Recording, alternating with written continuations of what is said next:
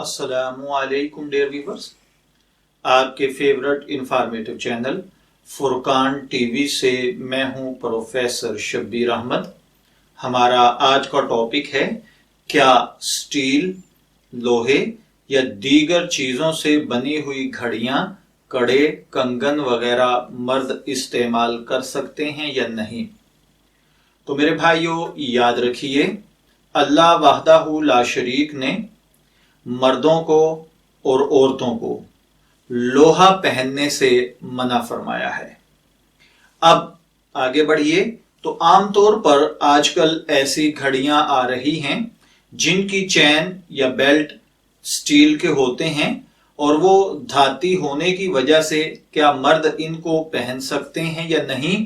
تو دیکھیے، مرد چاندی کے علاوہ کوئی دوسری دھات نہیں پہن سکتا۔ چاندی کی بھی ایک مخصوص مقدار ہے، اس سے زیادہ نہیں پہنی جا سکتی۔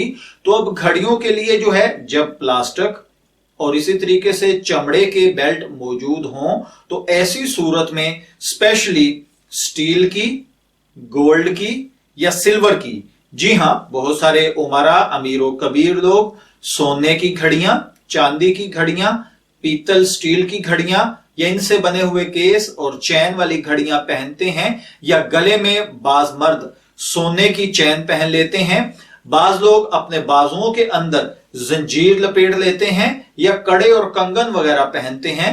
بحیثیت مسلمان ان چیزوں کی ہمیں شرعاً اجازت نہیں ہے۔ گھڑی کی گرفت یعنی اس کی چین چمڑے کی موجودگی کی صورت میں یا پلاسٹک کی موجودگی کی صورت میں اگر سٹیل کی بنوا کر پہنی جاتی ہے یا سٹیل والی جان بوجھ کر خریدی جاتی ہے تو یہ بے ادبی ہے اور مسلمانوں کے لیے جائز نہیں ہے۔ یہ بات مختلف فتاوی جات کے اندر موجود ہے۔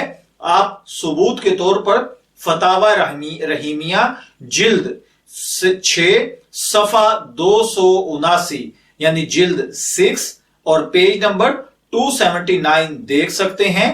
ہمیں چاہیے کہ ان چیزوں میں ہم بحیثیت مسلمان غور کریں، احتیاط کریں۔ دعا ہے کہ اللہ تعالی ہمیں ان باتوں کو سیکھ سمجھ کر ان کے مطابق عمل کرنے کی توفیق عطا فرمائے۔ اجازت چاہیں گے، پھر ملیں گے کسی نئے ٹاپک کے ساتھ، تب تک کے لیے اللہ حافظ۔